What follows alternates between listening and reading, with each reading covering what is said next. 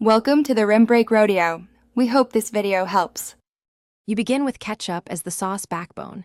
It gives sweetness and texture. Heat 1 tablespoon oil over medium, then add minced 1/2 onion and crushed garlic. Sauté until translucent to unlock sugars.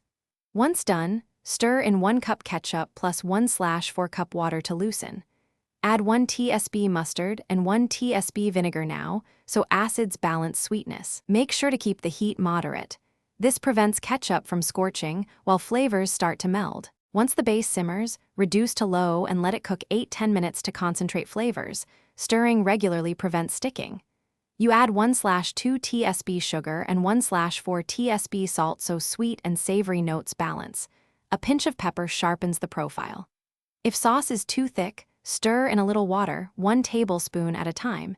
If too thin, simmer uncovered to thicken. Make sure to taste as you go. Incremental adjustments, avoid overcorrecting the final sauce.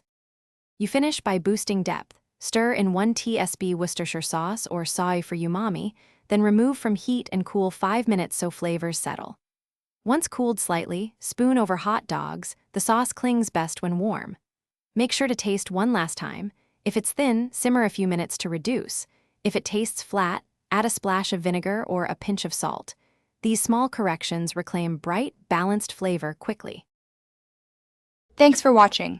Consider subscribing if we helped you.